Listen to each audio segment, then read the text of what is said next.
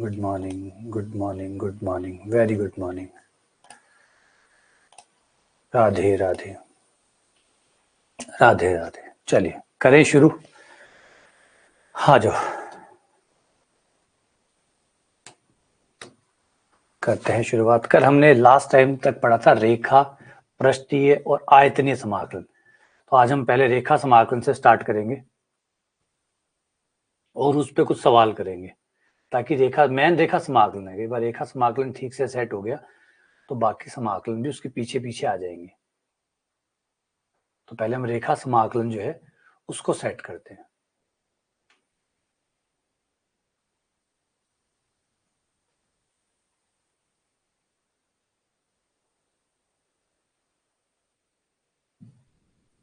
रेखा समाकलन इसे हम सेट करते हैं लाइन इंटीग्रल को। ये समाकलन मेन समाकलन है। हमारे जो 3 प्रकार के समाकलन है, रेखा समाकलन, हमारा पृष्ठीय समाकलन, हमारा आयतनीय समाकलन, तीनों समाकलन में रेखा समाकलन सबसे महत्वपूर्ण है। तो ये अगर एक बार थोड़ा सेट हो गया, ये आपके दिमाग में बैठ गया और ये करना आ गया, तो समझो कि बहुत काम आसान हो गया। अच्छा, समझते हैं कि रेखा समाकलन होता क्या है।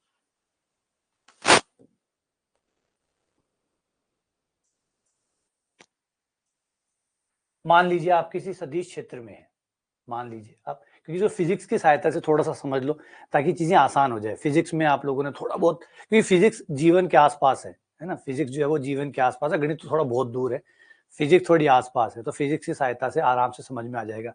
जैसे गुरुत्वीय क्षेत्र है, गुरुत्वाकर्षण तो हर जगह काम करता है, आप घर में हो, छत पे हो, कहीं बाहर जा रहे हो, गुरुत्वाकर्षण तो हमेशा काम करता है।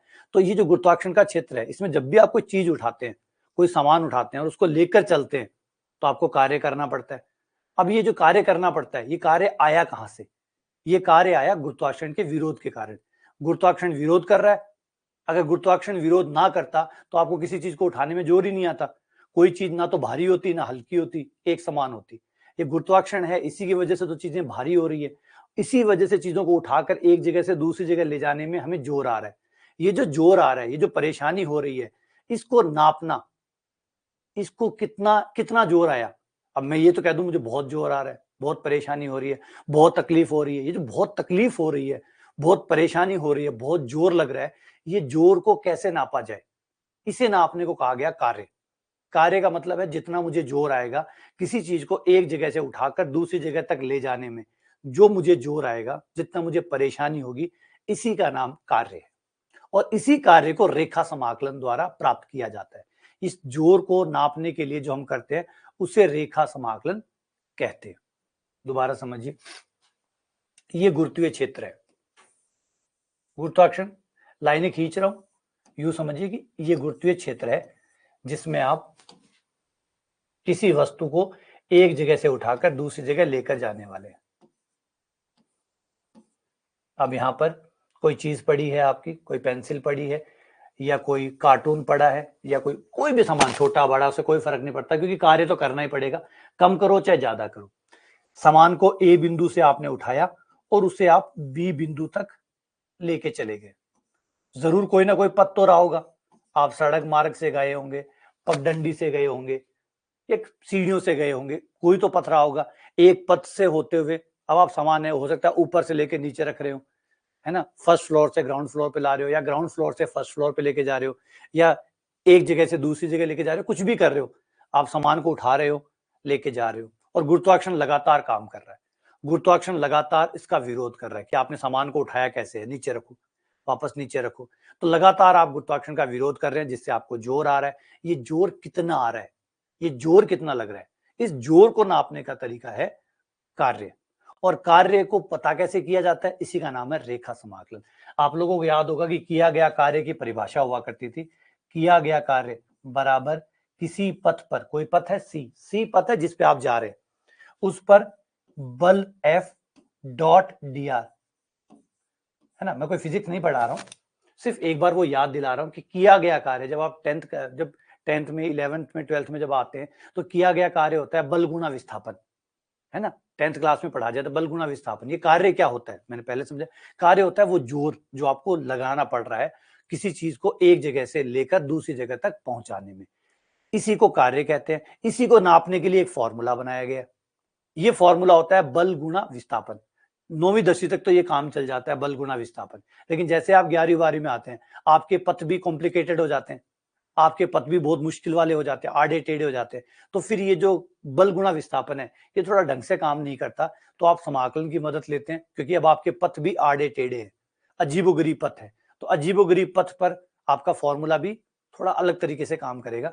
तो फिर एफ डॉट डी आर समाकलन सी, आप इसकी मदद लेते हैं कार्य को नापने के लिए।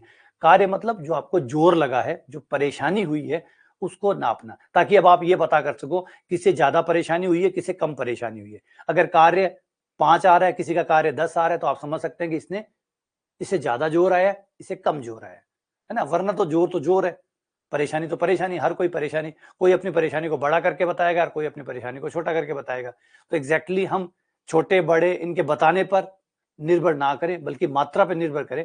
तो हमने इसका एक फॉर्मूला बना दिया ताकि हम नाप सके कि किसे कितना जोर आया। तो ये जो है, ये रेखा समाकलन कहलाता है।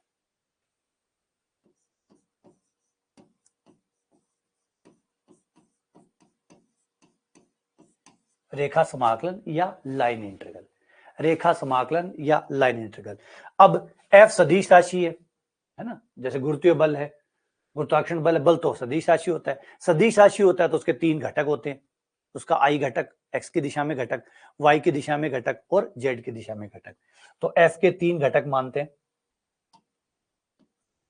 माना जो आपका बल है एफ जो है, उसका घटक है F1 आई कैप, जे दिशा में F2 जे कैप, F3 के कैप। ये F1 आई कैप, F2 जे कैप, F3 के कैप आ गया। ठीक है। अब विस्थापन dr, विस्थापन 3 दिशाओं में होगा, x दिशा में, y दिशा में, z दिशा में। dx आई कैप, dy जे कैप और dz के कैप। ये dx dy dz क्या है, अभी इसी को देखिए। dx dy dz क्या है, आपने वस्तु को यहां से उठाकर यहां रखा। अब आप थोड़ा सा तो x की तरफ भी चले हैं और y की तरफ भी चले हैं, गौर करो।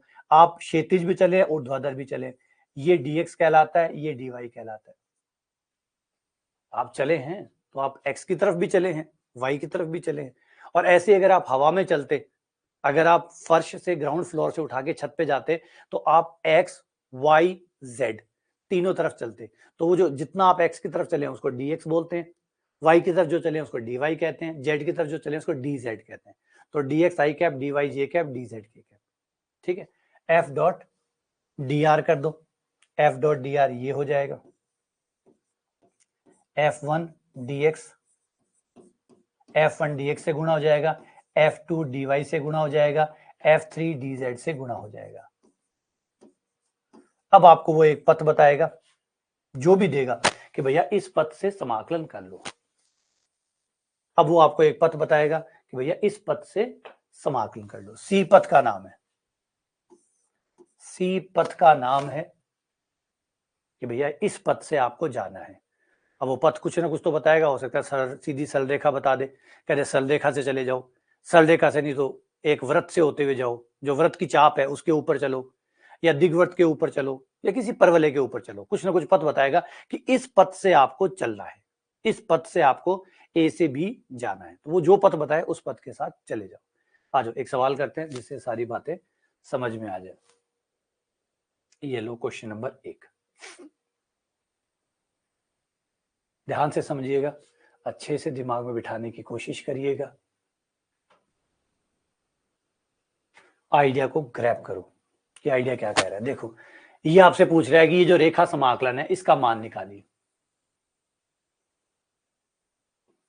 ठीक है, वही है पूरा का पूरा कार्य का फॉर्मूला ही है, कार्य ही है, रेखा समाकलन कार्य ही होता है। तो एफ डॉट डी आर, नीचे सी का नाम लिखा हुआ है, एफ आपको दिया गया होगा, सदिश फलन जरूर देगा। देखो ये दिया हुआ, ये दिया हुआ है,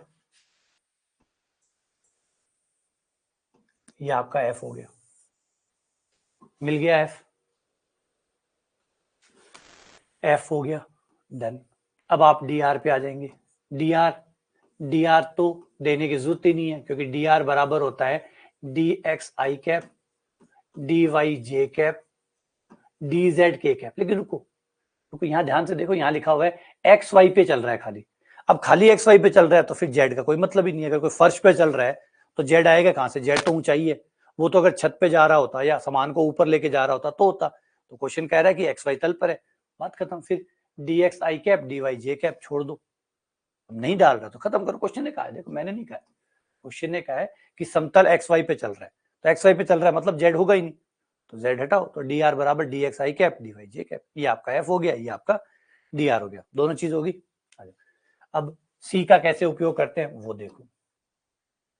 पहले ये काम शुरू करते हैं, जितना दिया है उतने का फायदा उठाते हैं।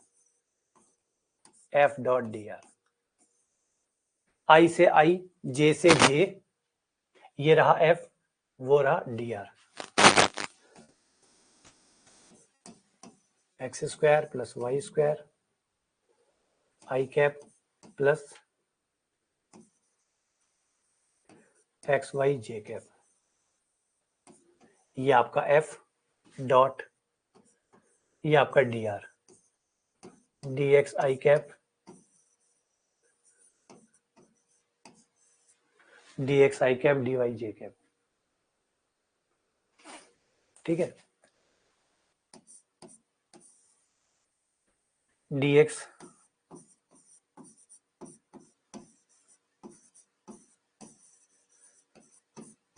आई से आई, जे से जे, ये हो गया। अब है कि पथ का इस्तेमाल कैसे करें। पथ का इस्तेमाल कैसे करें, पथ दिया क्या है वो देखो, कहां से कहां, उस पथ पर कहां से कहां तक चलना है वो देखो। पथ हमें दिया है ये रहा कि भाई इस पथ के ऊपर चलो, ये समीकरण है। समीकरण का मतलब है कोई ना कोई चित्र बनाएगा, कोई ना कोई पथ बनाएगा। ये परवलय का समीकरण है, आपको नहीं पता, नहीं पता तो कोई बात नहीं, पता है तो ये परवलय का समीकरण है। अब इस परवलय पे आपको चलना है, ये जो परवलय जो भी पथ बनाएगा उस पथ पे चलना है। कहां से कहां तक? इसका कोई बिंदु है 0 0, वहां से लेकर इसके किसी बिंदु 3 9 तक चल रहा है। 0 0 से लेकर 3,9 तक चलना है। चित्र बनाने की जरूरत नहीं है, लेकिन समझाना है मुझे, इसलिए मैं चित्र बता रहा हूं। ये परवलय इस तरीके से होता है,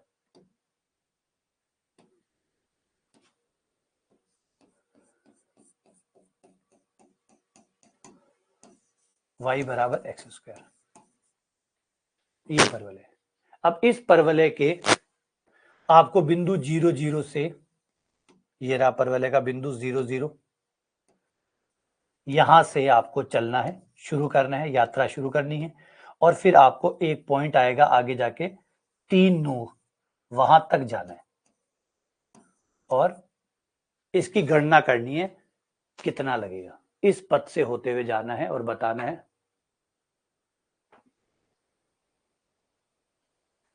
ये हो गया ए से लेकर बी तक। अब ये क्वेश्चन है, अब इस क्वेश्चन को समझो कि ये क्या कहना चाहता है, इसका मतलब क्या है। अभी हमसे क्या निकलवा रहा है, ये हमसे निकलवा रहा है कि अगर जैसे गुरुत्वीय क्षेत्र होता है, चुंबकीय क्षेत्र होता है, विद्युत क्षेत्र होता है, सारे क्षेत्र होते हैं, वैसे इसने भी एक क्षेत्र दिया है कि ये रहा क्षेत्र, ये क्षेत्र कुछ भी हो सकता है। ये मत बोला चुंबकीय क्षेत्र, बता दिया कि ये है, ऐसे काम करता है, ये क्षेत्र ऐसे काम करता है। जैसे गुरुत्वीय क्षेत्र कैसे ना कैसे काम करता होगा, चुंबकीय काम करता होगा, विद्युत भी काम करता है, वैसे ये भी कोई क्षेत्र है जो काम कर रहा है।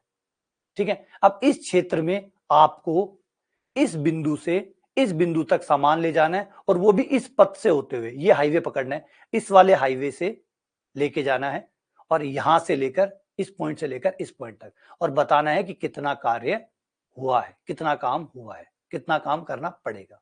ये सवाल है। अब जो उत्तर निकालेंगे वो किया गया कार्य होगा, कितना काम हमें करना पड़ा वो निकल के आएगा। ये रेखा समाकलन का अर्थ होता है।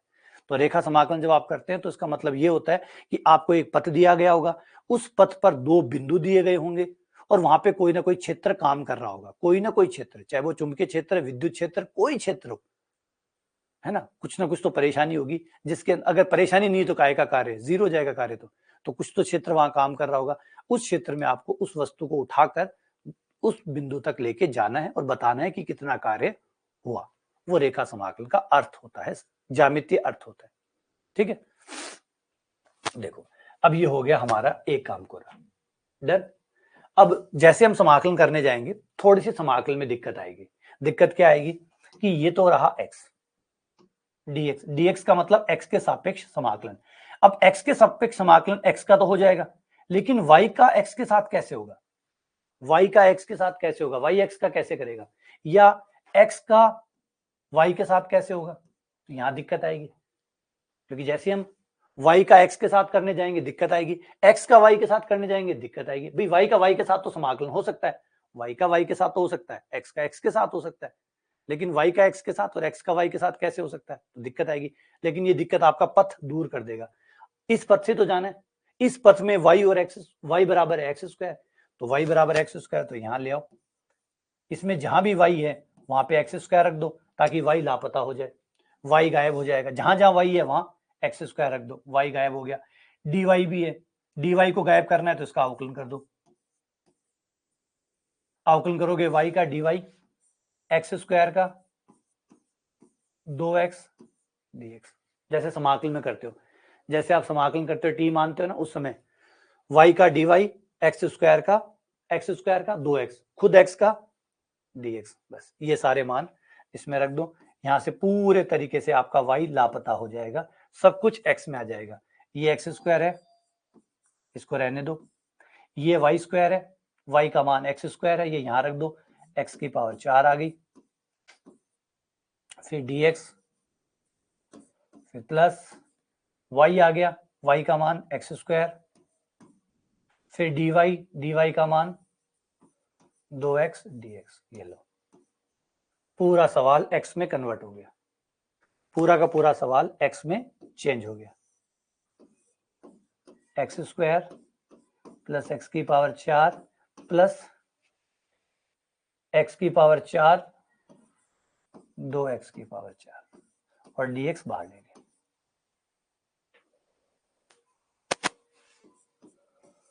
ये हो गया आपका x स्क्वायर 3x की पावर 4 dx। अब आप x की लिमिट लगाइए। x की लिमिट कैसे लगेगी देखो, जहां से जहां आपको जाना है उस पे चलो, जिस बिंदु से जिस बिंदु आपको जाना है उस पे आओ। x की शुरुआती लिमिट कितनी है? ये x का मान ही तो होता है, किसी निर्देशांक में पहला बिंदु x का मान होता है, तो ये x का मान यहां से आपको शुरू करना है। कहां तक जाना है? 3 तक।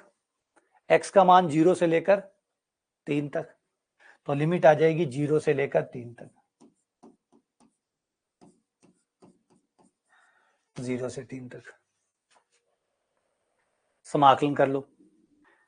समाकलन x की पावर n का समाकलन क्या होता है?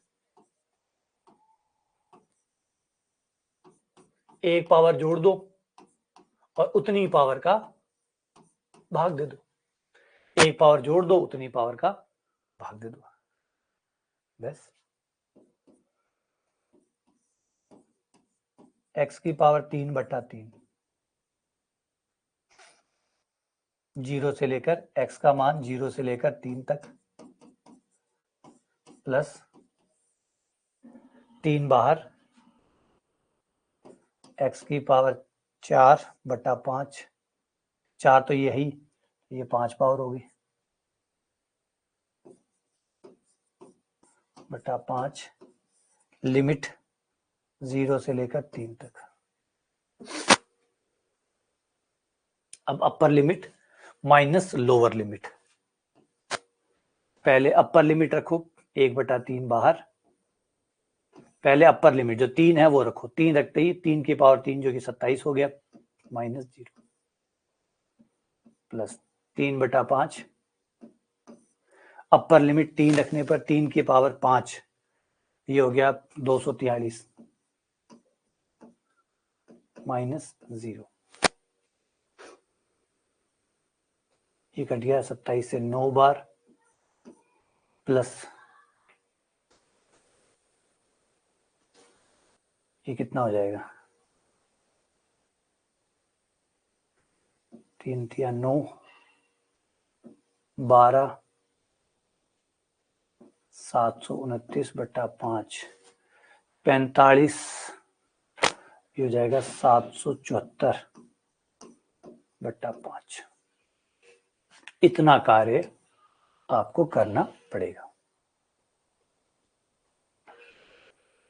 729 नहीं, 9 भी तो जुड़ेगा ना आगे, 729 आ गया प्लस 9 और है, 9 पंजे 45 हो गया, 45 और जुड़ गया, तो टोटल 774 बट्टा 5 आ गया। ये आपका आंसर आ गया। ठीक है, तो इस तरीके से सवाल आपका सॉल्व होगा। आगे बात सुनिए, तो ये होता है रेखा समाकलन। रेखा समाकलन, बात समझ में आई? ठीक है, चलो आगे बढ़ते हैं, अभी एक दो और प्रैक्टिस करते हैं। आ जाओ, एक और प्रैक्टिस करते हैं। अब आप लोगों को समझ में आ गया तो करो कमाल। आ जाओ, जिनको समझ में आ गया वो करो, जिनको नहीं आया वो मेरे साथ आ जाओ। ये रहा आपका सवाल।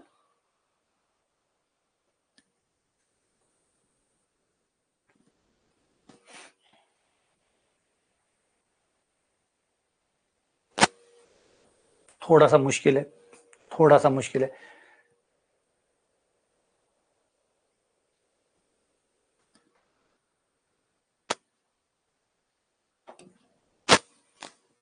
अच्छा, पहले मैं ध्यान से समझाता हूँ, समझना एक बार, पहले समझना है ना। देखो क्या है, जो कर सकते हैं वो कर लो, बाकी मेरे साथ आ जाओ। ये आपको आर दिया है, आर का मतलब होता है एक्स, आर वेक्टर का मतलब होता है एक्स आई कैप, वाई जे कैप, आर वेक्टर बराबर x i plus y j plus z k, x i plus y j plus z k. तो ये आपको आर दिया है, इसका मतलब ये एक्स का मान दिया है, एक्स बराबर कॉस थी, एक्स बराबर कॉस थी, वाई बराबर ये वाई है, वाई बराबर साइन टी, एक्स बराबर कॉस टी, वाई बराबर साइन टी, जेड बराबर टी, एक्स बराबर कॉस टी, वाई बराबर साइन टी और जेड बराबर टी, ये आपको दे दिया। और एफ जो दिया है वो ये रहा, एफ जो क्षेत्र है थोड़ा सा घुमाया गया है, एफ बराबर z i cap, z i cap plus x j cap plus z i cap x j cap plus y k cap, ये आपको एफ दिया गया, मान रख दो। जेड का मान कितना है, जेड का मान टी है, जेड की जगह टी रख दो, T I cap plus x का मान रख दो, एक्स का मान cos T J cap, Y का मान साइन टी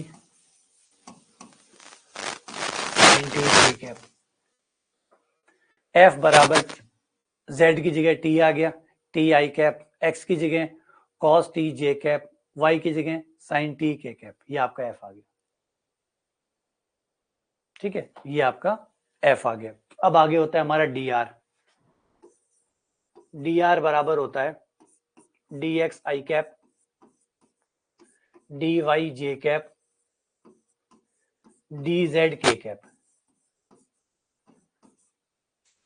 तो dx का मान निकाल के लाओ, x दिया गया है, x से dx निकाल लो, x से dx निकाल लो, dx बराबर cos t का माइनस साइन टी, t का dt,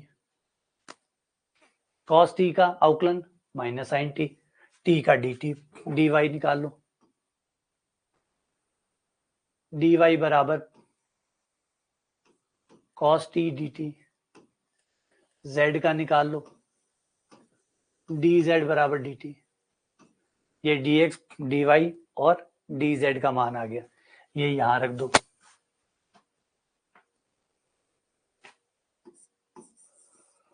minus sine T D T,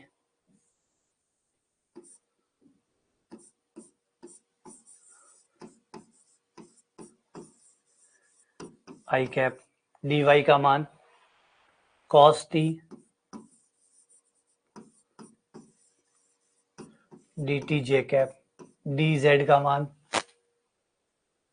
D T K cap, ये डी आर का मान आ गया। अब रेखा समाकलन C बराबर F dot D R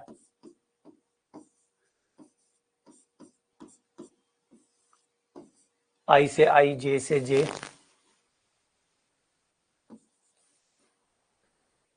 F dot D R T minus sine T D t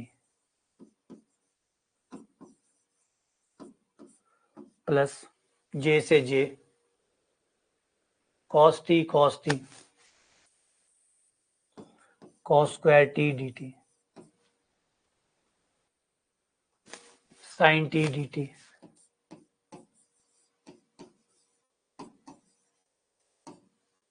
ये हमने मान रख के एफ डॉट डी आर निकाल लिया। ठीक है, उसके बाद में t का मान 0 से लेकर 2 पाई तक, ये हमें लिमिट दी गई है। t का मान 0 से लेकर 2 पाई तक, 0 से लेकर 2 पाई तक,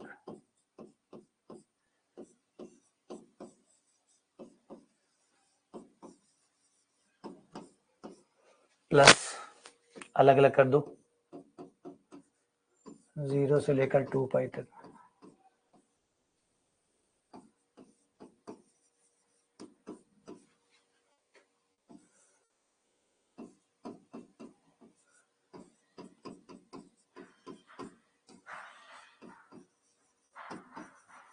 साइन टी डी टी। अब हम लगाएंगे खंड से समाकलन, खंड से समाकलन, क्योंकि ये दो गुणा में तो इस पे तो खंड से लगेगा। कोस स्क्वायर का समाकलन करने के लिए कोस स्क्वायर को चेंज करना पड़ता है। एक तो हम यहाँ पे लगाएंगे खंड से समाकलन,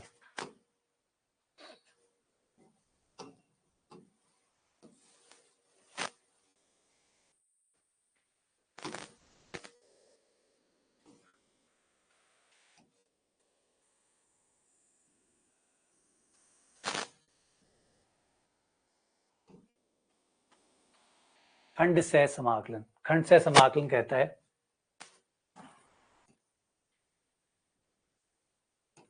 u गुणा v का समाकलन, u बाहर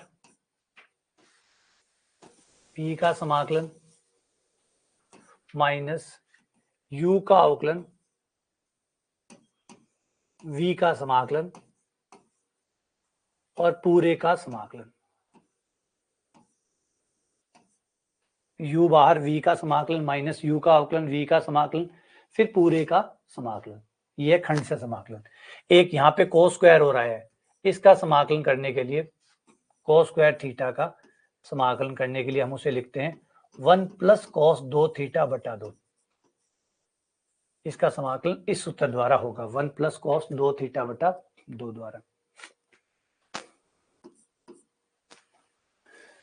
तो पहले इस पे खंड से लगा दो, माइनस तो बाहर, खंड से लगाने जा रहे हैं। u बाहर, ये u माना जाएगा, इसे u लेंगे, इसे v लेंगे, u बाहर मतलब t बाहर, साइन t का समाकलन जो कि हो गया माइनस का कॉस t, लिमिट 0 से लेकर 2 पाई तक, फिर माइनस, फिर u का अवकलन यानी t का अवकलन जो कि 1 हो गया, साइन t का समाकलन जो कि माइनस कॉस t हो गया, और कॉस t का वापस से करेंगे तो साइन t हो जाएगा minus minus plus cos t 0 से 2 पाई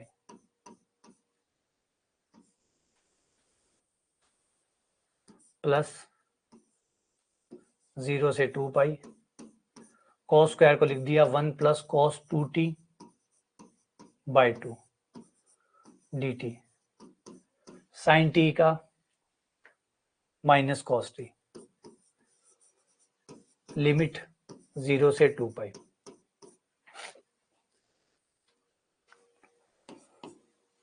माइनस लिमिट रख दो 2 पाई रखने पर, ये माइनस बाहर ले लो, ये वाला लिमिट रख दो 2 पाई, कॉस 2 पाई का मान 1 माइनस 0 रखने पर 0 प्लस कॉस 2 पाई का मान 1, कॉस 0 का मान cos 0 का मान 1 प्लस 1/2 बाहर, 1 का समाकलन t लिमिट 0 से 2 पाई, cos 2t का sin 2t/2, 0 से लेकर 2 पाई तक, यहाँ माइनस बाहर, cos 2 पाई का मान 1, cos 0 का मान 1, माइनस 2 पाई, 1 में से 1 गया 0, plus 1/2, 2 pi minus 0, plus cos 4 पाई का मान 0, sin 4 पाई का मान 0, sin 0 का मान 0।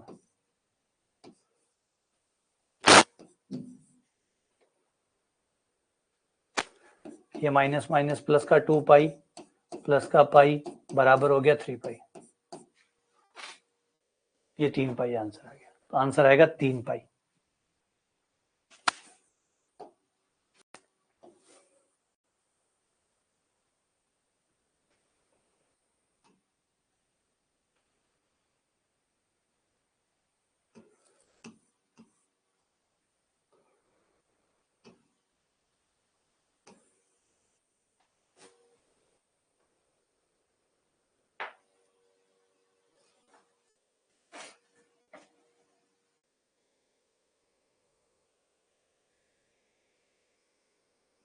चलो एक और सवाल करते हैं सीधे।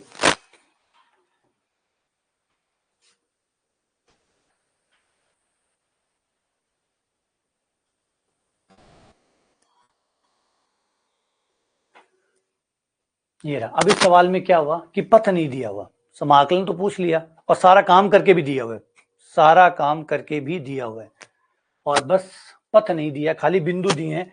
और क्वेश्चन में कहा कोई भी पथ पकड़ाओ, कोई भी पथ। यहाँ बस ये चीज कही है कि पथ तुम्हारी मर्जी का कोई भी बना दो, कोई पथ, यानी जो आपको पसंद हो। एक सवाल इसमें ये वैरायटी होती है कि पथ फ्री छोड़ देता है कि जो तुम्हारे मन में आए वो पथ ले लो, जो तुम्हारे मन में आए वो पथ ले लो। हम बांध नहीं रहे, हमें तो बस इस बिंदु से लेकर इस बिंदु तक लेके जाना है। आपको जो पथ सुविधाजनक लगे कि भैया ये सही पड़ेगा, ये आसान पड़ेगा, उस मार्ग से जाओ। जैसे हम सामान पहुंचाना होता है, हम कोरियर वाले को सामान दे देते हैं कि यहाँ पहुंचाना है, अब वो कौन से रास्ते से जाएगा, किस रास्ते से जाएगा, वो जाने और उसका काम जाने। तो यहाँ पे भी क्वेश्चन अभी तक जो हमने 2 सवाल किए थे, है ना, उनमें तो पथ पहले से तय था, लेकिन इस बार कोई पथ तय नहीं है। बस ये कहा गया कि ये पॉइंट है 100, इससे शुरू करो और इस पॉइंट तक जाओ और सामान डिलीवर करके आ जाओ। ठीक है, इस बिंदु से इस बिंदु। तो इस ऐसे क्वेश्चन में हम क्या करते हैं, ऐसे क्वेश्चनों में हम सरल रेखा बनाते हैं। हम जो पथ चूज करते हैं वो सरल रेखा होती है, जो पथ हम चूज करते हैं वो सरल रेखा होती है, क्योंकि सरल रेखा सबसे आसान पथ है। तो A.100, दूसरा पॉइंट बी वो है हमारा 214।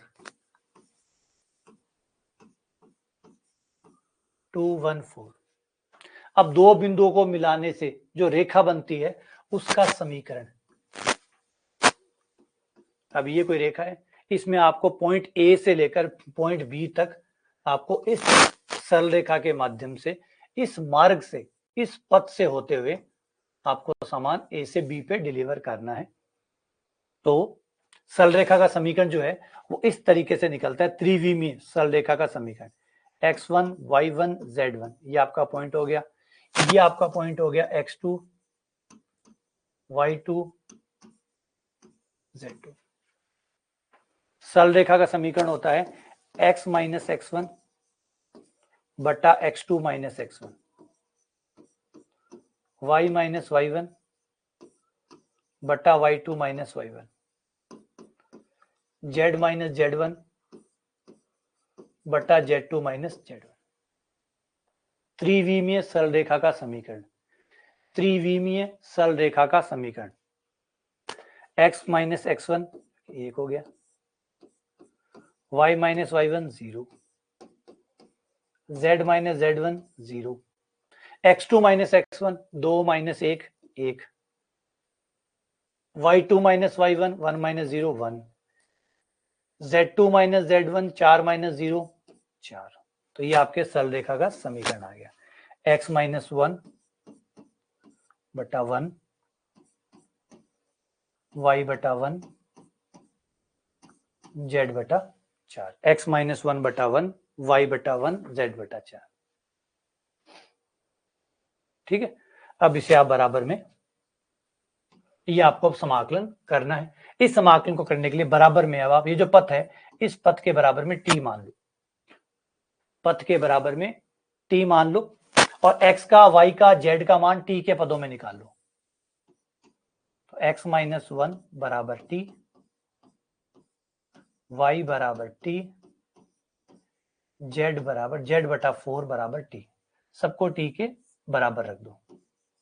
अच्छा, t के बराबर क्यों रख रहे हैं? ताकि ना कोई x रहे ना कोई y रहे, सब कुछ t में आ जाए, सब कुछ a के रूप में आ जाए।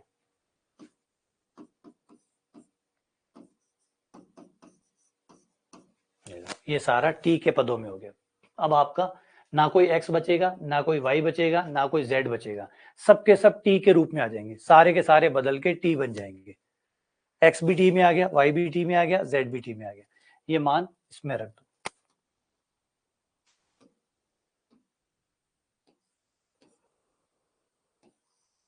इस पथ में जाओ, y की जगह y का मान रख दो। y का मान है हमारे पास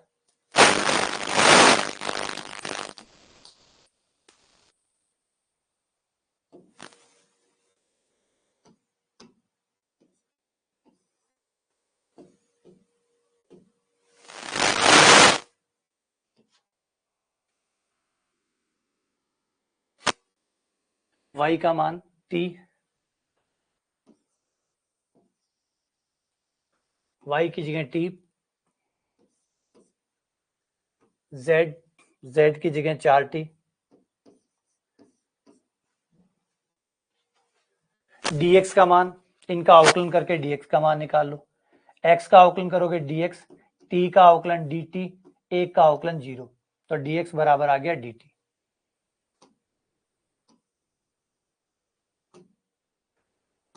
ऐसे ही dy का अवकलन कर लो, y का अवकलन dy, t का dt, z का dz, 4 बाहर, t का dt, ये इनका मान रख देना। तो t dt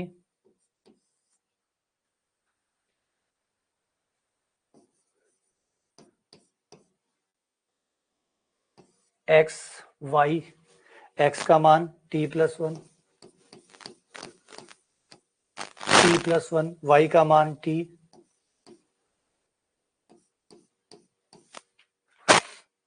x का मान t प्लस 1, y का मान t प्लस 1, dy का मान dt,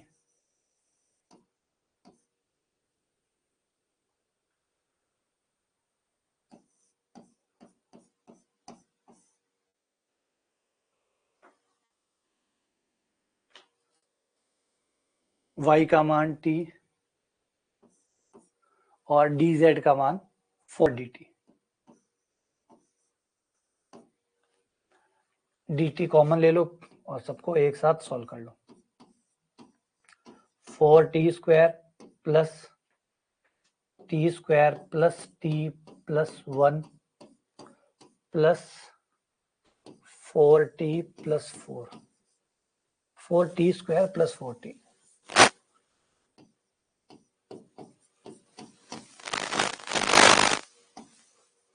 और dt बाहर।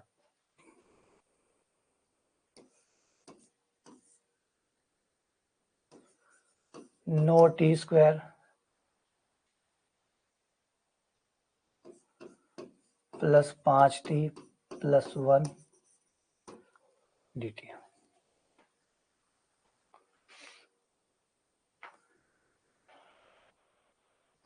ये हो गया आपका। अब कर दो समाकलन और t की लिमिट रख दो। अब t की लिमिट कैसे आएगी वो और एक देखो, ये आपका पॉइंट रहा। t का मान क्या लूं कि 100 आ जाए, यहाँ पे ये रहा। t का मान क्या रखा जाए कि t का मान रखने पर 100 आ जाए, तो t का मान 0 रख दो। टी का मान 0 रखने पर ये पॉइंट आ जाएगा। अगर टी का मान 0 रखूं, टी का मान 0 रखते ही एक्स का मान 1 आ जाएगा, वाई का मान 0 आ जाएगा, जेड का मान 0 आ जाएगा, मतलब ये वाला पॉइंट आ जाएगा 1 0 0। ऐसे ही अगर 2 1 4 चाहिए तो क्या आएगा, 2 1 4 रखने के लिए आपको टी का मान 1 रखना होगा। टी का मान 1 रखने पर ये देखो, अगर टी का मान मैं 1 रखता हूं तो एक्स का मान 2 आ जाएगा, वाई का मान 1 आ जाएगा, जेड का मान 4 आ जाएगा, 2 1 4 आ जाएगा, यानी टी बराबर 1 होगा। तो ये हो गया हमारा टी बराबर 0 और वो हो गया टी बराबर 1। तो लिमिट होगी टी बराबर 0 से लेकर टी बराबर 1 तक। अब बस समाकलन कर दो और ये हमारा आंसर आ जाएगा।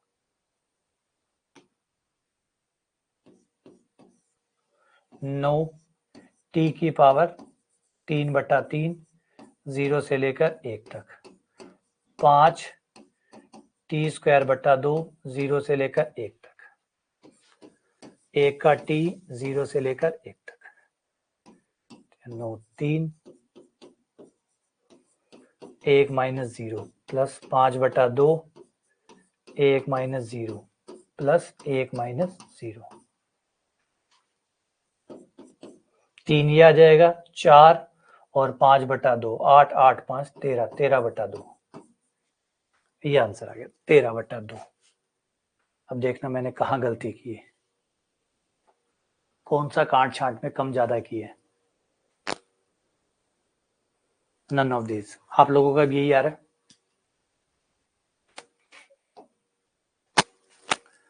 है। काट छांट में देखो, काट छांट में कोई गलती की है क्या?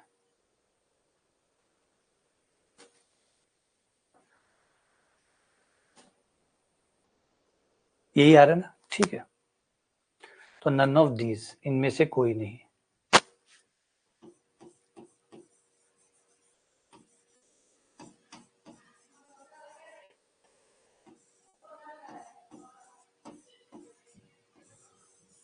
आंसर आ रहा है 13/2।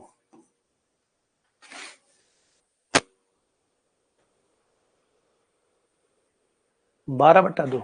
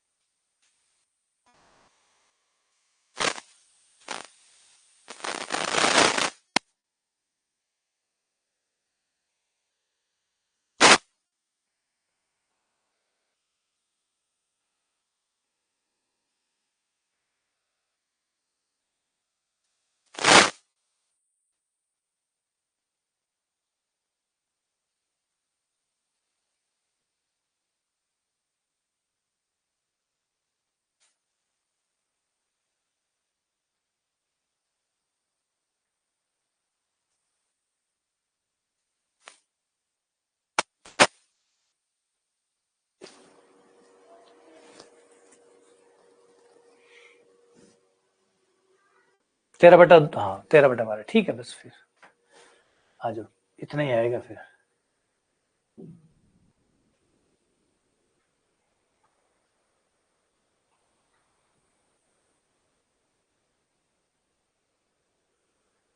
अच्छा, रेखा समाकलन के कई नाम और भी होते हैं, जिसमें परिसंचरण भी आता है। इसे परिसंचरण भी कहते हैं। परिसंचरण, सर्कुलेशन। रेखा समाकलन को परिसंचरण भी कहते हैं। रेखा समाकलन को किया गया कार्य भी निकाला जाता है, क्योंकि मैंने बताया कि रेखा समाकलन का एक उपयोग किया गया कार्य निकालने के लिए भी आता है। रेखा समाकलन थोड़ा बड़ा है। रेखा समाकलन से आप किया गया कार्य भी निकाल सकते हैं, परिसंचरण निकाल सकते हैं। परिसंचरण क्या होता है? परिसंचरण का मतलब होता है जैसे ब्लड सर्कुलेशन। हमारा जो हार्ट है, हार्ट से ब्लड निकलता है, पूरी बॉडी में जाता है, फिर वापस हार्ट में आ जाता है, तो पूरा वो जो घूम के आता है, तो उसने जो पूरा चक्कर काट के आया है, ये जो कार्य हुआ है, ये जो सर्कुलेशन हुआ है, इसको कैसे नापा जाता है? इसको परिसंचरण या सर्कुलेशन कहा जाता है। ये वैसे किया गया कार्य जैसा ही हो गया कि ब्लड निकला, घूम फिर के वापस से आ गया, तो ये पूरा परिसंचरण कहलाता है। तो परिसंचरण बोला जाए एक ही बात है, किया गया कार्य बोला जाए एक ही बात है, रेखा समाकलन बोला जाए एक ही बात है। ये कई बार नाम चेंज करके पूछ लेता है, तो थोड़ी सी परेशानी हो जाती है कि ये तो हमने पढ़ा ही नहीं, हमने तो रेखा समाकलन पढ़ा है, परिसंचरण कहाँ से आ गया? तो परिसंचरण भी वही है, किया गया कार्य भी वही है। ठीक है, चलो आज इस पे किया गया कार्य पे एक सवाल कर लेते हैं, एक पर्टिकुलर नाम से ही कर लेते हैं सवाल, किया गया कार्य का। जी ये सवाल है किया गया कार्य का। ये बल दिया गया है, ये आपको x दिया गया, x बराबर टी स्क्वायर प्लस 1, y बराबर 2t स्क्वायर, z बराबर टी क्यूब, t बराबर 1 से लेकर t बराबर 2 तक किया गया कार्य ज्ञात करो।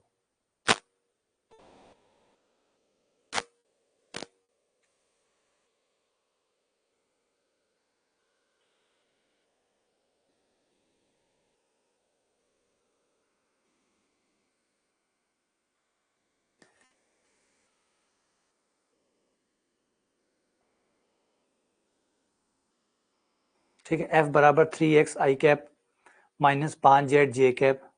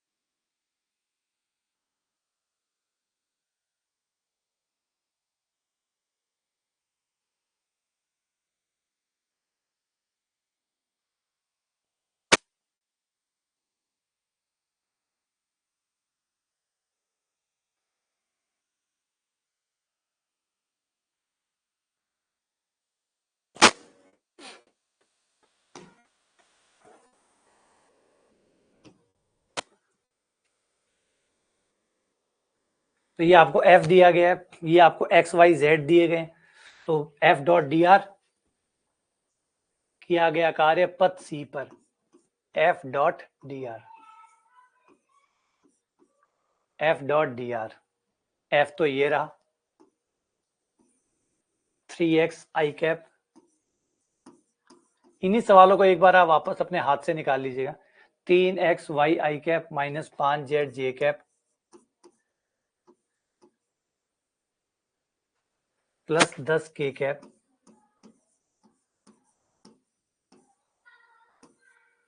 Dot dx i cap dy j cap dz k cap, dx i cap dy j cap dz k cap.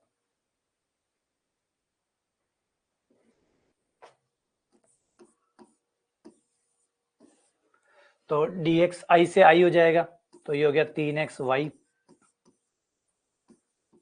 dx 5z dy plus 10 dz, 3x dx minus 5z dy 5 dz, i से i गुणा हो गया, j से j कर दिया, k से k कर दिया। अब हमारा x y z का मान हमें दिया गया है, ये रख दो, x की जगह टी स्क्वायर प्लस 1 रखना है, y की जगह 2t स्क्वायर रखना है, z की जगह टी क्यूब रखना है, x की जगह टी स्क्वायर प्लस 1, y की जगह 2t स्क्वायर, z बराबर टी क्यूब रखना है।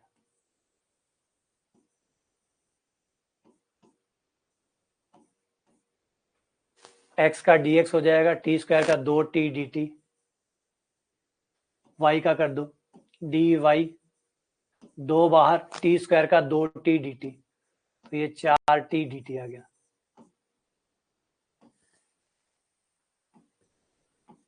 dz 3t square dt,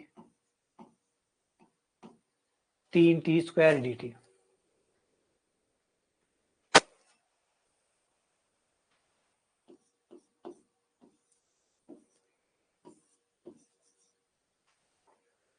three x का मान टी स्क्वायर प्लस 1, y का मान 2t स्क्वायर, x का मान रख दिया टी स्क्वायर प्लस 1, y का मान रख दिया 2t स्क्वायर, dx का मान 2t dt, -5 z का मान t³ dy का मान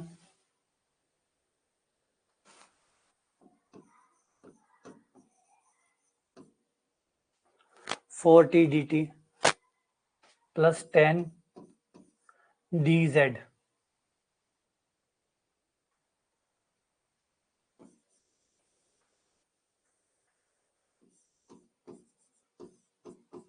तीन टी स्क्वायर डी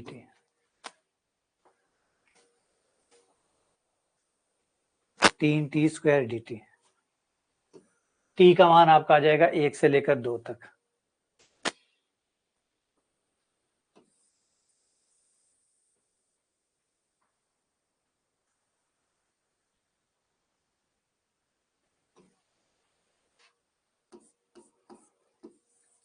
टी का मान 1 से लेकर 2 तक लिमिट दी हुई है, बस ब्रैकेट खोलो सॉल्व करो। तो ये हो गया 2 दूनी 4, 4 तियां 12 और t³ हो गया 12 का 12 t की पावर 3 2 5 प्लस 12 t की पावर 3। ठीक है, ये दोबारा गुणा कर लेते हैं। 4t³, 4 तियां 12t³ तो 12t की पावर 5 और 12t³।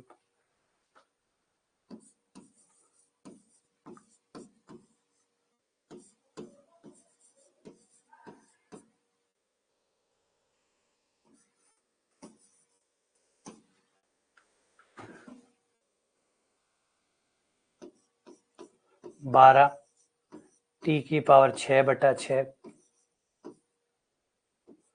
1 से लेकर 2 तक, इसका समाकलन टी की पावर 4/4 1 से लेकर 2 तक, टी की पावर 5/5 1 से लेकर 2 तक, टी की पावर 3/3 1 से लेकर 2 तक। इन्हें कट कर दो, 2 बार 2 की पावर 6 64 हो गया, 64 माइनस 1 3 16 माइनस 1 32 माइनस 1 10 8 माइनस 1। ये हो जाएगा 63 दूनी 126।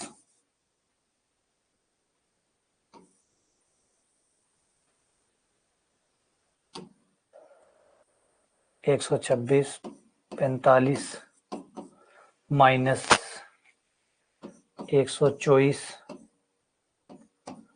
70।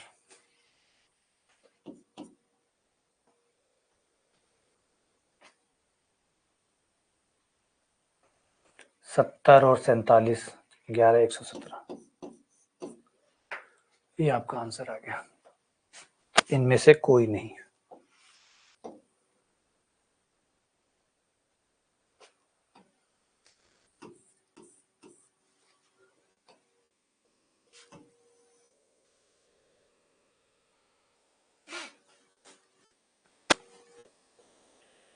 तो ये हमारे किए गए कार्य के अलग अलग प्रकार के सवाल हो गए। जितनी वैरायटी हो सकती है रेखा समाकलन की वो सारी मैंने आपके सामने रख दी। कैसे कैसे ये सवाल अब तक आया हुआ है, पूछा हुआ है, वो सारे प्रकार इसमें मैंने ऐड कर दिए, है ना। सारे प्रकार ऐड कर दिए, एक एक बार सबको निकाल लेना, एक बार 2 बार निकाल लेना। वो है जब आपको पथ दिया गया हो तो कैसे करते हैं, है ना। ये करवा दिया, फिर ये करवा दिया जिसमें आपको अलग ही तरीके से दिया हुआ था, आर दिया हुआ था, फिर डी आर आपने बनाया, फिर आर से एक्स वाई जेड निकाले, डी आर निकाला, सब कुछ आपने खुद तय किया।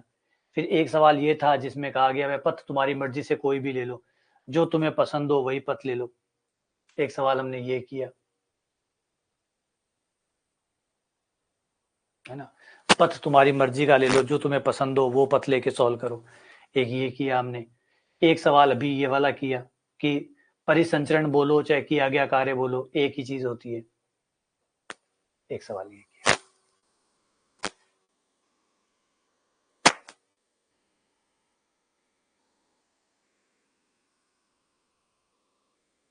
एक परिसंचरण का देख लो सवाल।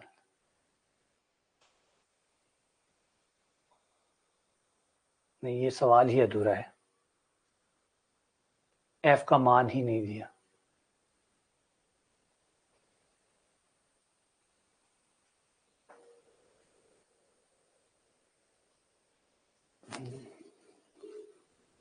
एफ का मान देना ही भूल गया। जो सदिश फलन एफ है वो गायब है।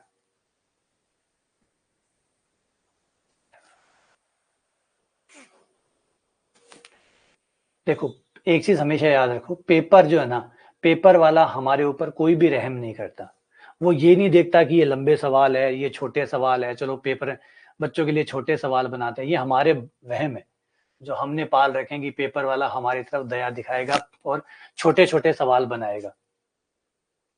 ठीक है ना, आप कंपटीशन में हो तो कंपटीशन की कई, है ना, कई हार्ड ट्रूथ होते हैं, है ना, थोड़ी कड़वी सच्चाइयां होती है कंपटीशन की, पहले वो हमेशा याद रखो। एक तो पेपर बनाने वाला आपको नहीं जानता, वो आपको नहीं जानता कि क्या है। वो ऑलरेडी, अगर मान लीजिए वो दिल्ली यूनिवर्सिटी का प्रोफेसर है, वो अपने लेवल से बनाएगा पेपर, वो आपके लेवल के हिसाब से नहीं बनाएगा। उसे नहीं पता कि कौन किस मोहल्ले में कौन सा बच्चा कितना पढ़ा हुआ है, उसकी पारिवारिक परिस्थिति क्या रही हुई है, वो कोई नहीं सोचता। आप भी अगर आप पेपर बनाओगे, अगर आप भी सबके लिए पेपर बनाओ, तो आप अपने हिसाब से बनाओगे या लोगों को देख देख के कि 1 लाख लोग, 1 लाख बच्चे बैठे हैं तो चलो 1 लाख बच्चों को देखते हैं, रामलाल कैसा है, मोहनलाल कैसा है, विनोद कैसा है, विजय कैसा है। वो बिल्कुल नहीं देखेगा और देख भी नहीं सकता। तो वो अपने हिसाब से पेपर बनाएगा जो उसको लगता है। और हर किसी के लिए टफ और इजी की परिभाषा अलग अलग होती है। मेरा अलग टफ और इजी है, तुम्हारा अलग टफ इजी है, उसका अलग टफ इजी है। तो पेपर बनाने वाला इस चीज से बिल्कुल भी स्वतंत्र है कि हम लोग क्या सोचते हैं या हम लोगों को क्या लगता है। आपको जो भी लगता है वो आपकी पर्सनल राय है, व्यक्तिगत राय है, उससे पेपर बनाने वाले को कोई फर्क नहीं पड़ता। अगर नहीं यकीन है तो कोई पेपर उठा के देख लीजिए और देखिए लंबे सवाल आए या नहीं आए।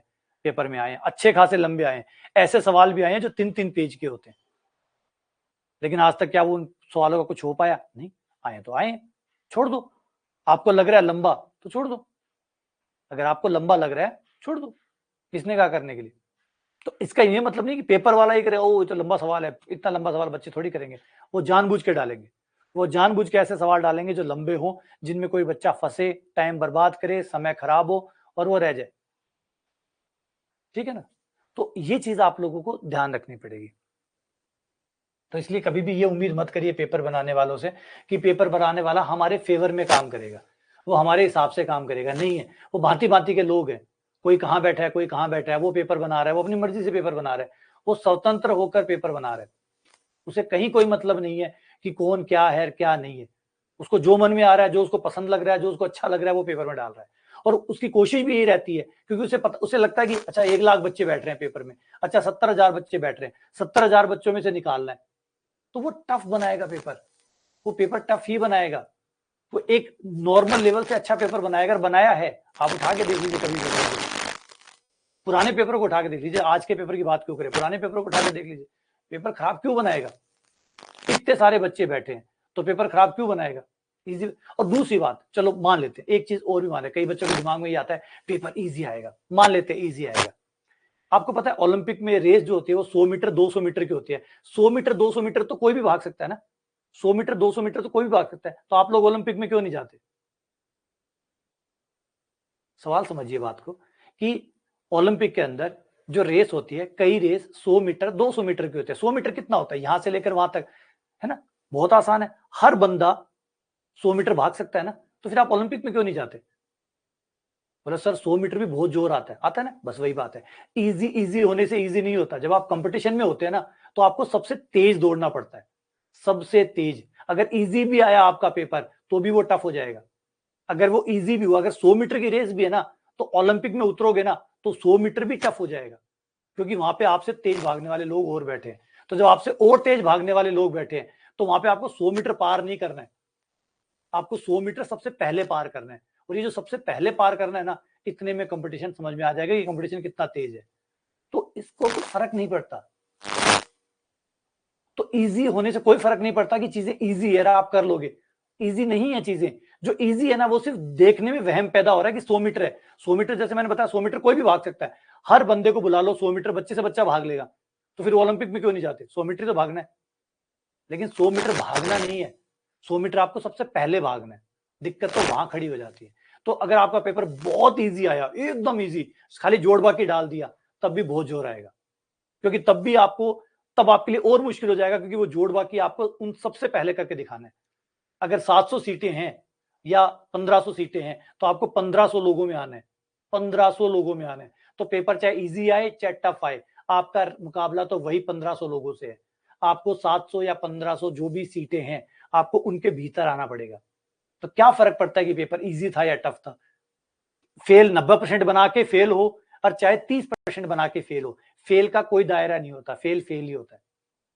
पेपर टफ आएगा, आप 20% बनाओगे तब भी फेल है। पेपर इजी आएगा, आप 90% बना के भी फेल होगे। क्यों? क्योंकि कट ऑफ 95 में चली गई थी, कट ऑफ 97 में चली गई थी, तो फिर भी आप फेल हो। मतलब आप पटाखे फोड़ सकते हो कि 90% आए थे, तो क्या ये 90% किस काम के? तो कंपटीशन में ये कैटेगरी नहीं बनती है कि आप 90% बना रहे हो कि आप 30% बना रहे हो। कंपटीशन में दो कैटेगरी बनती है, आप सिलेक्टेड है, आप नॉट सिलेक्टेड है। कितने नंबर से फेल हुए इसका कोई जगह नहीं है। तो इसलिए पेपर इजी आए चाहे टफ आए, वो कोई मायने ही नहीं रखता, और रखता है तो समझ लो। थोड़ा सा अगर आपको थोड़ा बहुत भी कंपटीशन समझ में आता है तो समझ के देखो कि इजी आने से क्या फर्क पड़ेगा, क्या फर्क पड़ जाएगा। जो आपसे आगे हैं वो तो आपसे आगे ही रहेंगे। 100 मीटर की रेस आसान है, हर कोई पूरा कर सकता है, लेकिन जो आपसे तेज भागते हैं वो तो अभी भी आपसे तेज ही भाग रहे होंगे, वो तो अभी भी आपसे 100 मीटर तेज ही भागेंगे। तो फिर आपकी लड़ाई 100 मीटर से नहीं है, आपकी लड़ाई है वो जो सबसे तेज भाग रहा है, उस बंदे से जीतना है आपको। तो इन चीजों को समझिए, कंपटीशन को समझिए। ये बेवकूफियां बातें क्यों करते हो? पेपर इजी आ जाए, पेपर बहुत इजी आ जाए, क्या होगा इजी आने से? फिर उससे क्या होगा? उससे आपको सवाल खूब सारे आएंगे, आप 70% सवाल करके आएंगे, घर आएंगे पता चलेगा कि कोई और था जो 90% बना के बैठा था, कोई और था जो 95 बना के बैठा है, आपके 70% बेकार चले गए। तो कोई मतलब नहीं बनता इस बात का। कंपटीशन है ना, वो मैंने कड़वी सच्चाई है, कंपटीशन में आपको टॉप में आना पड़ता है, टॉप 500, टॉप 700, टॉप 1500, जो 1500, 1700, 1200 को जो भी दायरा है, उस दायरे में आना पड़ता है। दिक्कत तो वो है, ठीक है ना। चलो आगे बढ़ते हैं। तो कल मैंने आप लोगों को समझाया था कि समाकलन के और प्रकार भी होते हैं, जैसे पृष्ठीय समाकलन और आयतनीय समाकलन। पृष्ठीय समाकलन होता है जब आप किसी पृष्ठ के ऊपर समाकलन करते हैं। कोई पृष्ठ है, दिया गया क्षेत्रफल होगा, कि इस क्षेत्रफल के ऊपर समाकलन करो। इस पृष्ठ को मान लीजिए इसका नाम रख लिया S। अब हम सीमा पर नहीं कर रहे हैं, बल्कि इस क्षेत्रफल के ऊपर समाकलन कर रहे हैं।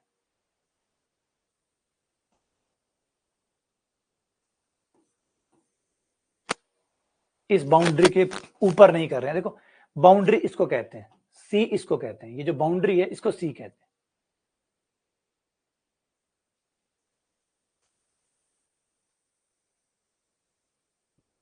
ये जो पगडंडी है इसको सी कहते हैं, इसको पथ कहते हैं, क्योंकि ये वो मार्ग है जिस पे आप चलते हैं, वो पथ कहलाता है, सी कहलाता है। ये क्षेत्र कहलाता है, अंदर वाला जो अंदर जितना भाग है वो क्षेत्र कहलाता है S.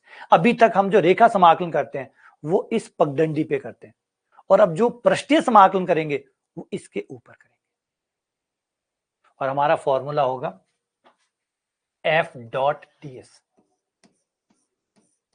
F dot D S पिछली बार की तरह ही है, surface S, F dot D S, ठीक है ना। F dot D S over the boundary, इस क्षेत्रफल एस के ऊपर समाकलन करेंगे, इसको कहते हैं पृष्ठीय समाकलन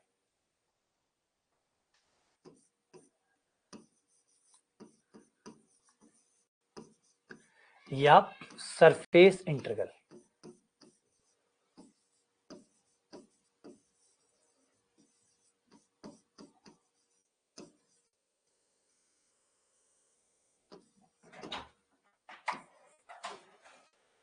सरफेस इंटीग्रल पृष्ठीय समाकलन।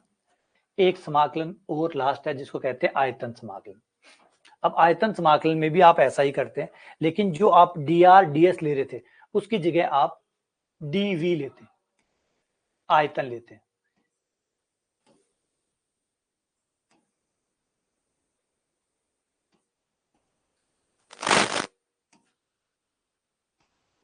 ये जो आयतन है dv, इसका यूज करेंगे f dv,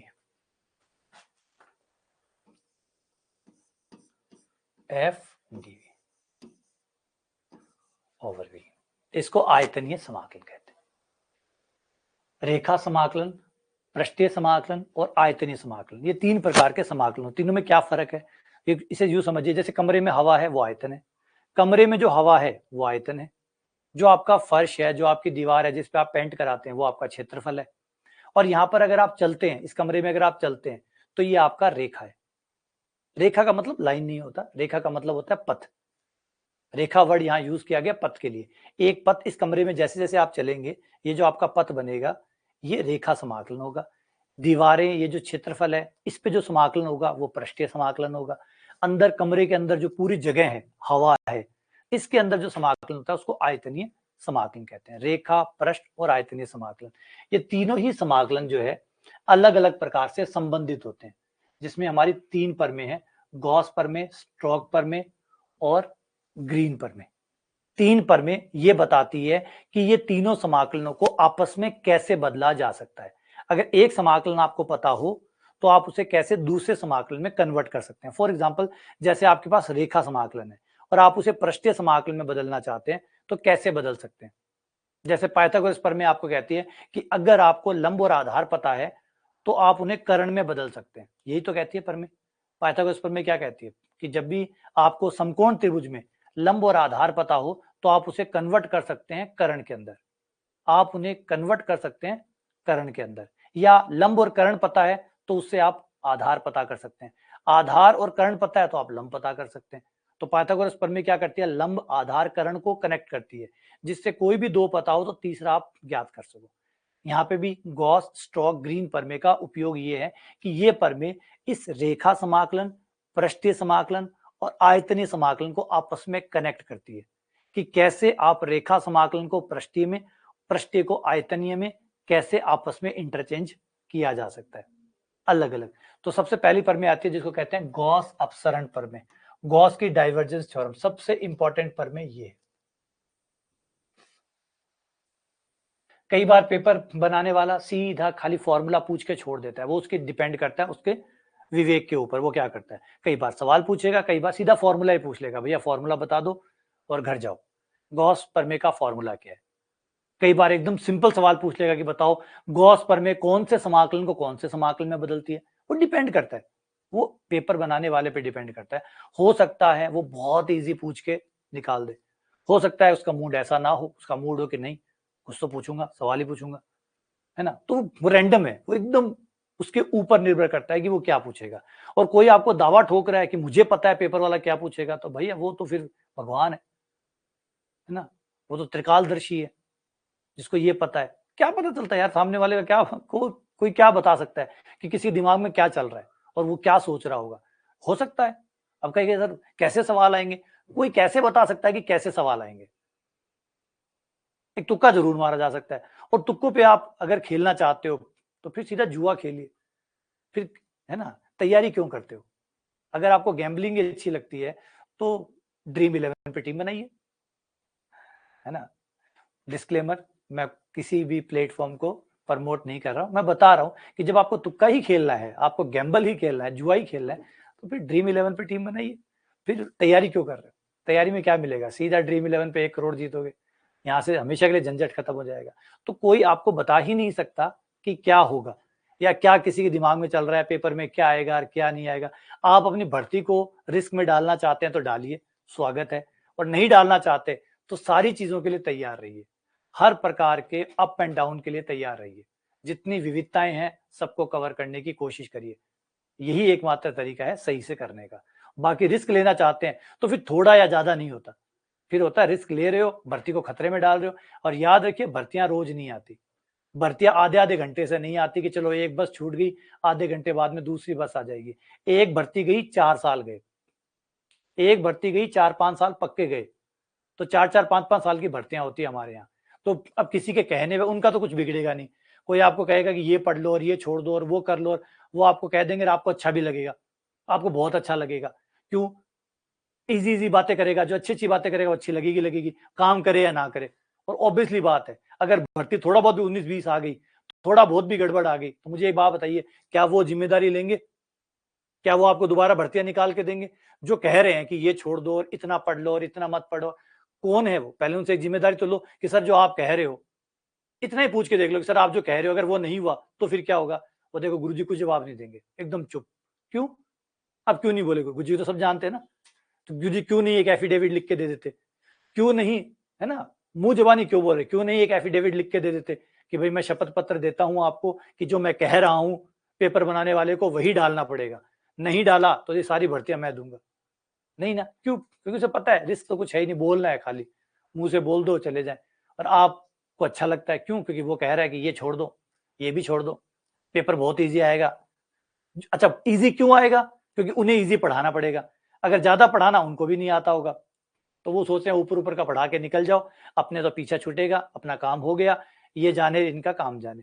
जो होगा फिर हम बाद में इनके साथ में बैठ के संवेदना प्रकट कर देंगे। जब पेपर खराब आ जाएगा, जब पेपर टफ आ जाएगा, हम बैठ के संवेदना प्रकट कर देंगे, ओहो इन लोगों तो बड़े गंदे हैं, नशा करते हैं, गांजा पीते हैं, वो करते हैं, पता नहीं क्या करते हैं, क्यों इतना गंदा पेपर बनाते हैं, है ना? बैठ के थोड़ी देर हम भी इनके साथ बैठ के थोड़ा सा संवेदना प्रकट कर लेंगे। एक तीये की बैठक कर लेंगे जिसमें हम सब बैठेंगे और जोर जोर से पानी पी पी के कोसेंगे पेपर बनाने वाले को, गालियां निकालेंगे। बस एक वीडियो बना देंगे का आपकी भर्ती गई, आपके 5 साल गए। मूर्खों, सोच के देखो, उनका कुछ नहीं बिगड़ने वाला है। वो जो यूट्यूब पे वीडियो बना रहा है ना, उसका कुछ नहीं बिगड़ने वाला है। वो तो वीडियो बनाएगा, निकल जाएगा, गया काम खत्म। उसको तो व्यू भी मिल गए, उसको लाइक भी मिल गए, आपको पसंद भी आएगा, क्योंकि आपको वो बातें पसंद भी आएंगी, क्योंकि वो बातें बिल्कुल वही है जो आप सुनना चाहते हैं, चाहे झूठ ही क्यों ना हो। ये वो झूठ है जो कंफर्टेबल है, आपको बहुत अच्छा लग रहा है। सोचिए, ये झूठ देखिए कितना अच्छा है, और ये आप यही सुनना चाहते थे। अगर आप यूट्यूब पे जाके उसको लाइक कर रहे हैं, इसका मतलब यही झूठ था, आपको पता था कि ये झूठ है, लेकिन आप सुनना चाहते हैं क्योंकि ये अच्छा लग रहा है, ये झूठ अच्छा है, तो सुनना चाहते थे, बैठे रहिए। तो बेहतर है फालतू में टाइम बर्बाद ना करें, चीजें आएंगी, अपने हिसाब से नहीं आएंगी, इसलिए तैयारी हर तरह की करो। आ जाओ, अब देखो ये हमें क्या कहता है, ध्यान से सुनना, पहला क्वेश्चन यहीं से बन जाएगा। नंबर 1, ये करता क्या है? ये आपका परिसीमा पे लिया गया पृष्ठ समाकलन, यानी गॉस जो है वो पृष्ठ समाकलन, पृष्ठ समाकलन मतलब सरफेस इंटीग्रल को कौन से इंटीग्रल में बदलता है? आयतन इंटीग्रल में बदलता है। पहला क्वेश्चन ये बन गया। गॉस समाकलन, गॉस की अपसरण प्रमेय क्या करती है? पृष्ठीय समाकलन को आयतनीय समाकलन के बराबर करती है। एक क्वेश्चन ये कई बार पूछा गया कि गॉस अपसरण प्रमेय क्या करती है? बोला ये करती है कि अगर आपको पृष्ठीय समाकलन निकालना हो तो उसके बजाय आप आयतनीय निकाल सकते हैं, या आयतनीय निकालना हो तो उसके बजाय आप पृष्ठीय निकाल सकते हैं। दोनों में से कोई भी एक जो आपका सुविधाजनक हो वो आप निकाल सकते हैं। तो ये दोनों बराबर है, बराबर है, बराबर है, इसका मतलब उतना मान उधर से आएगा और उतना मान इधर से आएगा। तो गॉस का अपसरण प्रमेय पृष्ठीय समाकलन को आयतनीय समाकलन के बराबर रखती है। अच्छा, अब कौन से पृष्ठीय समाकलन को, कौन से पृष्ठीय समाकलन को, वो भी बात है, वे कौन सा पृष्ठीय समाकलन? तो ये रहा f, कोई हमारा f जो है वो सदिश फलन है, यहां पे देखो लिखा पड़ा है f एक सदिश फलन है, f एक सदिश फलन है।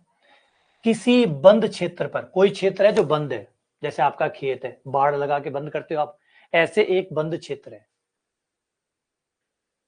ये कोई क्षेत्र है जो बंद है।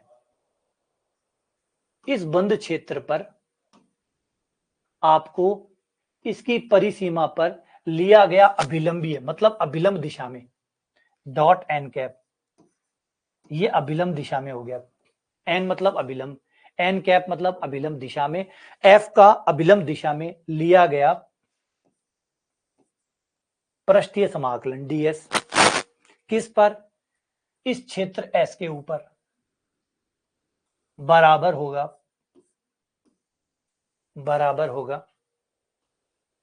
क्षेत्र में सर्वत्र लिए गए डाइवर्जेंस F। जो डाइवर्जेंस F है, डाइवर्जेंस F के आयतनीय समाकलन के। ये फॉर्मूला। दूसरा क्वेश्चन है फॉर्मूला। अच्छा, तीये की बैठक क्या? तीये की बैठक होती है जब मान लो मर जाते हैं ना, तो मरने के बाद में जो बैठक करते हैं, आने वाले जो शुभ चिंतक होते हैं, परिवार के सदस्य होते हैं, जो बैठने के लिए आते हैं ना, जब नुकसान है, जिसका जाना था वो चला गया, लेकिन वो संवेदना प्रकट करने के लिए एक बैठक बुलाते हैं। खासकर बड़े शहरों में बड़ा खास दिन माना तीये की बैठक कहते हैं। गाँव में तो लंबी लंबी बैठकें भी होती है, लेकिन जो शहर होते हैं उनमें एक खास दिन रखा जाता है कि भैया जितने भी लोग हैं, जो भी इस मृतक से जो अभी गुजरे हैं, इनसे जो भी जिस तरीके से भी संबंध रखते हैं, संवेदना रखते हैं, वो इस दिन आकर एक जगह बना लेते हैं, फिर बैठ के वहां पे बैठक करते हैं। बैठक में हर कोई बताता है वो आदमी बहुत अच्छा था, ये तो गलत हो गया, इसको नहीं जाना चाहिए था, ऐसे कैसे चला गया, भगवान ने गलत कर दिया, ये इसके साथ नहीं होना चाहिए था। वो वट उसके बैठ के बातें चिंतन करते हैं उसके ऊपर। तो ये तीये की बैठक वैसे ही बनती है। पेपर से पहले आप तैयारी अपने हिसाब से करते हैं, पेपर आपके हिसाब से आता नहीं है, फिर बैठ के तीये की बैठक होती है, फिर वो सारे बिठा के तीये की बैठक करते हैं। ओ ये पेपर तो गलत बना दिया, ये तो बहुत गलत पेपर बना दिया, ऐसा कोई होता है क्या, ऐसा कोई करता है क्या, यूं कोई करता है क्या, बच्चों के भविष्य के साथ खिलवाड़ किया जा रहा है, बच्चों को बर्बाद किया जा रहा है, फलान किया जा रहा है। फिर वो तीये की बैठक की तरह वो एक बैठक आयोजित होती है, लेकिन होता कुछ नहीं है, क्योंकि होना कुछ था ही नहीं। पेपर बनाने वाले ने बनाया, उसने वो किया जो उसको करना था, वो करेगा ही, वो तो स्वतंत्र है। वो किस दिन ये कह रहा था कि मैं आपसे पूछ कर आपको फोन करके पेपर बनाऊंगा?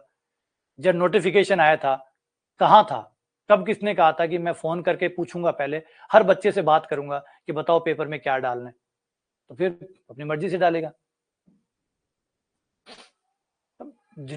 फालतू में, इसीलिए हर चीज की तैयारी करो, करनी पड़ेगी।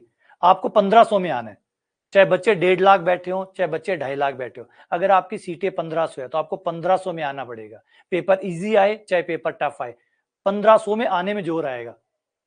1500 में आने में जोर आएगा। दिक्कत तो वहां है ना कि पेपर इजी आएगा या टफ आएगा। पेपर कैसा भी आ सकता है, आपके सोचने से कोई फर्क पड़ेगा ही नहीं। तो बेहतर है हर तरीके से तैयारी करो। और कुछ भी कम रह गया, अगर 0.1 भी कम रह गया तो कोई मतलब नहीं रखता, आप फेल में ही काउंट हो गए। कोई फर्क नहीं पड़ता कि आप अच्छे इतने नंबर बनाए थे, आपने इतने रह गए तो रह गए। दो ही कैटेगरीज बनती है, सिलेक्ट हुए हो, सिलेक्ट नहीं हुए हो। और फिर ये भी नहीं बनता कि उसने कहा था इसलिए फेल हो गया, या उसने नहीं समझाया इसलिए फेल हो गया। नहीं, कहीं ना कहीं आपकी भी मर्जी थी, है ना। उस वीडियो वाले ने कहा, आपने मान लिया, तो मर्जी आपकी भी थी, है ना, इच्छा तो आपकी भी थी। तो बस कहीं ना कहीं दोनों मिलके शामिल थे आप। तो f dot n cap d s. अब ये देखो, इसको एक एक शब्दों के साथ जोड़ते हैं हम लोग। कोई सदिश फलन एफ ले लो, ये ले लिया, फिर उसका बंद क्षेत्र, ये रहा बंद क्षेत्र एस। एस का मतलब बंद क्षेत्र के ऊपर ये समाकलन मैं निकाल रहा हूं।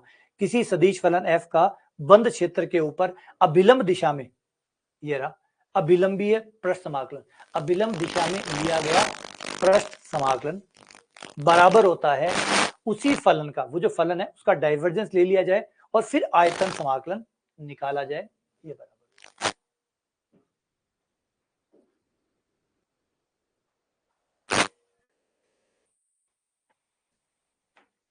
तो ये है गॉस की अपसरण पर में, कल इसके ऊपर सवाल करेंगे आज। अब दो सवाल इसमें यहाँ पे बनते हैं। एक तो ये बनता है कि गॉस करता क्या है, नंबर 2 बनता है गॉस का फॉर्मूला क्या है।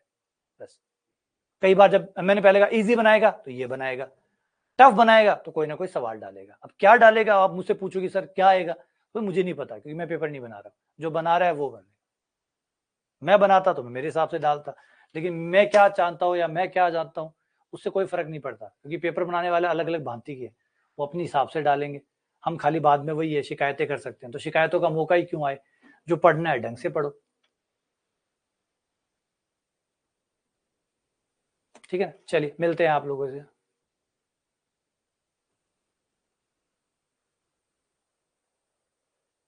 ओके, चलो अगली क्लास में